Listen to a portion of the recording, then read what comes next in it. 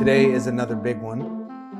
As my lovely wife knows, every time I make something new that I've never made before, but also think is going to be relatively difficult, I spend like a solid week with my nose buried in research as not to screw it up. Making Neapolitan pizza today. And this one's really for people who enjoy cooking, being in the kitchen and the process. Anyone who's looking at it going, oh, wow, you're making pizza, big deal. That's because you don't know anything. That's just a fact. We've made hundreds of pizzas, right? We make pizza probably twice a month in our house. We use our traditional dough, lots of sugar. We oil it, do all these weird things to it, let it rest, punch it like an idiot when you don't need to, not roll it out, but we'll press it same day, throw it in the oven, and we make really good pizzas all the time. But if you've ever had a Neapolitan, you've probably never had a Neapolitan pizza, I don't think so. Okay, so there is a place in New York City that I had a Neapolitan pizza one time. The only time I think I've had it for real. Mm-hmm. I think it's called like Don Antonia, or it's in Hell's Kitchen. Yeah, it was like the most fantastic pizza I've ever had in my life. Sometimes if I see it on a menu when we go somewhere, I'll order it, but it's like Neapolitan style. They use the same old dough that they use with everything else, and then they press it out or stretch it out really thin, and it's basically a margarita that they call a Neapolitan. That's not a Neapolitan. So when I make meals like this, I go into the why. Like, I spent literally this whole week going, well, why this? Why that? Why this? Why that? Because if I don't have an appreciation for it, then I'm not going to bother making it. And this is something that is insane. These pizza makers, these pizzaiolos, I think is what they call them, pizzaiolos. Mm-hmm. It's like science for them. They have like an encyclopedia. They have like a strict guideline, and they won't call it a Neapolitan on their menu if it meets all of these criteria. So I want to talk about those things before we get started actually measuring out our ingredients. One thing that I don't have out in front of me is cold water. So I watched like an hour-long video the other day on a guy talking about, I start my water at this temperature, which is usually around 52 degrees.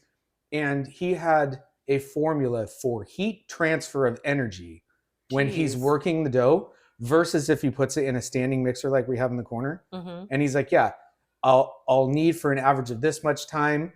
My body transfer of heat is going to do this. The ingredients are going to bring this much heat into it, and the ambient temperature will be reached for resting the dough after that. As opposed to a mixer, I might do it at 54 degrees because it's quicker. It's insane. I'm just gonna get as close as I can on this one. I'm gonna go 52 degrees on the water. Okay, so 00 flour, really important for Neapolitan pizza. I think maybe it might be our new go-to for every pizza. So the difference is 00 is a much more finely milled flour than like your traditional AP or like a wheat flour. So what that does, one, it's very heat resistant, which is cool because we're going to be cooking this thing for like a minute and a half at 800 degrees. So the heat resistance keeps it from burning. It also helps with that nice, like that chewy bite, but still getting the crispy crust on the bottom. So that's why we're going with 00. And then cheese, buffalo. We searched all over. We finally found some buffalo. So I was just going to go with low moisture mozzarella and do it the easy way, but I'm like, no, if we're going to do it, we're going to do it right. This is a lot saltier in flavor. There's a ton more moisture in it, even as compared to like the traditional cow's milk mozzarella in water. It's almost like double the moisture. Wow. So you have to be really careful when you're cooking this that, if you put too much on or you put it on really wet, you might get some of that liquid down in the dough and you're going to get that flop when you go to eat it. So I don't know. I'm going to check it out. I've never worked with this before, but I may dry it with paper towels. I may even cut into it and dry it a little bit before I put it on the pizza. But this is going to give you a whole lot more flavor than that processed, low moisture crap in the package in the store. That's the reason behind that. Sea salt versus regular salt. One, it's like far more pure than any ordinary table salt or even kosher salt. Two, it dissolves better in water. I went with finely ground sea salt. So that's pretty much, that's like all I could find on that. This one though, the pièce de résistance. So these are Cento San Marzanos. Now, these say certified on them. They used to be DOP certified. DOP certified means that they come from a very particular region in Campania. It's the Vesuvius region. Yeah, Mount Vesuvius. So Mount Vesuvius is a volcano, tons of ash. It gets into the soil, and they grow these beautiful tomatoes with like an absurd flavor. You just can't describe it. The only thing I can say is you go to the store, you buy a can of these, and get a can of store bought, and just try them both right out of the can. These have like this sweet flavor. They're pure. They don't have all the seeds like a normal tomato here. But yeah, traditionally, like if you want the authentic ones, that's where they're grown. These don't say DOP certified because they're grown in close proximity to where like those actual farms that get to put the certification on it. They're also grown in America and Mexico. Same tomato, way different flavor. And I don't think they use pesticides or anything on these. So Nice. can't wait to crack into those.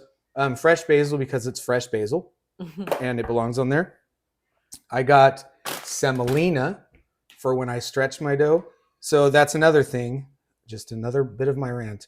If you're putting flour on the underside before you slide onto your baking stone or into your pizza oven, you have a really high likeliness that you're going to get a burn on the bottom of your pizza, and you get that really messed up, nasty taste from the burnt flour. Semolina is going to give us the slide. It's going to help us stretch it, but we're not going to get a burn on our crust. So Nice. that's why the semolina. I had to go all the way, so I ordered these proofing trays Go for big or my go dough. home. Yeah, and then the only thing I'm pissed off about in this whole situation, No fresh yeast. I went to every grocery store like this side of the Mississippi to try and find fresh yeast. Yeah. So this is much more potent than fresh yeast. It doesn't put as much flavor in the dough as fresh yeast would, and fresh yeast also, it gives a little bit better of a puff to the dough. So we're not going to get that. But yeah, this is very potent, so we're not going to use much. I need to do my conversion. I had a measurement for my fresh active. I don't know exactly what that is, but I know it's like 70% less or something. So I'm going to clear all this off, get some things measured out. And then I think once we start kneading the dough, I mean, we've really talked about pretty much everything. Oh, the last thing I'll say is with the San Marzanos, I'm going to just smash these by hand in a bowl. And we're not going to insult them by adding any dry herbs, no sugar, no salt, nothing. The sauce on the pizza is right here. That's it. Awesome. So there's my 10-minute rant. If you appreciate, it's true though. Like this is one of those you that you definitely watch. did your homework. Yeah, you watch it. I know everything about it now. I just need to know how to do it. I'm really nervous about the way some of these guys make their dough balls. Like it's in my mind, but we'll get to it. I'll probably do 2 wrong before I film one, but whatever. So we're gonna do it. Here we go. Oh, and I may or may not cold ferment these overnight. I'm pretty eager to try them, so I might do a 2-hour rest, balls, 2-hour rest room temperature, and then cook them hot. Or if I have the patience, what I really should do is cold ferment them in the refrigerator, 24 hours in balls, then rest for 2 hours, and then bake them tomorrow. So we'll see. All right, everything is measured out. I've got 600 milliliters of cold water. I just checked the temperature. It actually hit exactly 52 degrees. So maybe the gods are like watching us. So I'm going to dump that in the bowl first. Because I'm not using fresh yeast, I'm going to do this kind of backwards of what I would have done. So I'm first going to add my yeast to the cold water. The guy I watch, who I should listen to, who's got like 3 world stars or something for pizza, says only 1 gram of dry active. 1 packet is 7. So I went with 2.5. We'll see how that turns out. But all I'm going to do is just wake this yeast up a little bit in the water, and it should start to turn kind of dark milky. And I'm going to let that sit for just a few minutes in the water before I start adding in flour and salt, which we'll talk about. Basically, the salt's going to deactivate the yeast, and it's going to slow the fermentation process. So by adding in the flour a little bit at a time first until we start to form a ball, and then we start adding the salt to the ball while it's still wet, it's going to separate the yeast from the salt, and it's going to keep it from deactivating it as much, at least. So that's where we're at. So far, we haven't made any mistakes. All right, so let's add a little bit of flour at a time, kind of aerating it on the way in because that's what the guy said. I got to look up his name and give him props. And we're just going to slowly mix this by hand, little by little. Supposed to do. Yeah, that's what he says. I'm going to assume there's a reason for it. That one I didn't look up. I didn't get a why answer for that. But we're just going to continue to mix this in very slowly until we get a really wet ball starting to form. And then that is when we're going to add in our salt. And then hopefully we'll be at a good consistency that we can roll it out and then let it rest for 2 hours under a damp cloth on the countertop until it's ready to form the dough balls. So the dough is still pretty wet and tacky, but you see it's starting to actually form a dough ball. So I'm going to add 30 grams of sea salt to that, and then I'm going to start combining that into the dough. Also, I think the only measurement I didn't mention at this point was the 00 flour. I'm using a kilogram of 00. So it's a kilogram of that. I used 2.5 of dry active yeast, and 30 grams of sea salt, and 60 milliliters of water, cold water, 52 degrees. That's a lot of salt, it seems like, but I think by the time we get all of this flour in, I can feel it starting to dissolve, so it's good.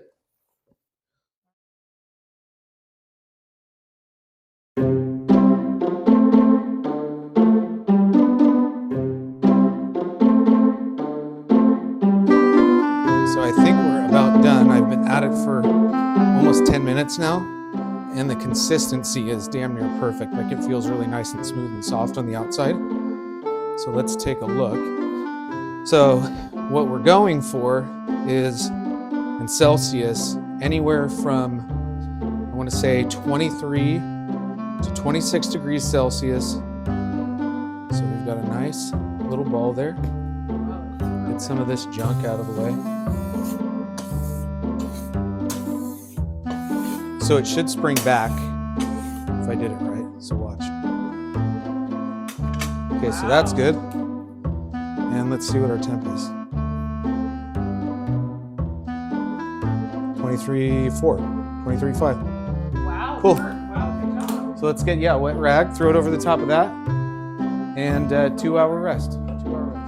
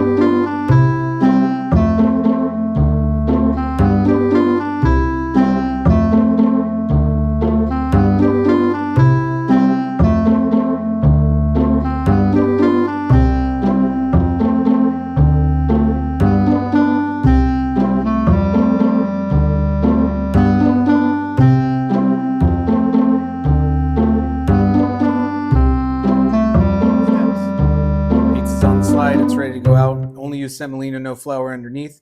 Our oven only comes up to 550, but my smoker / grill, 800 degrees. It doesn't even break a sweat getting there. So I've got that cranked up. I've already preheated it, and the stone's preheated inside. Not going to bring the camera out because you can't see anything outside, but we're going to put it on for like 90 seconds, I think, and pop it I off, can't bring wait. it back in a couple minutes and see what it looks like. So excited. First one is done. Oh, honey, it looks so good. Let's see how she goes. Oh, look at that. Oh, I can't wait. And like, can you tell the difference from our usual crust? Holy cow. If you told me to compare this to like Americanized pizza, Yeah. it's like comparing a Ferrari to a Prius. Wow. It is, whoa. Oh my gosh. I mean, it's so My light. mouth is watering. You know how like you go to Round Table or something, right? Yeah. You can eat like a piece of pizza and a breadstick. Uh-huh.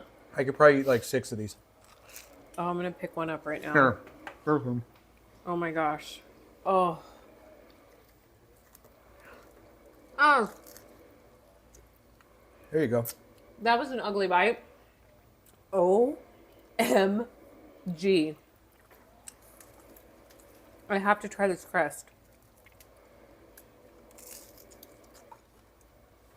You're not kidding. You like can't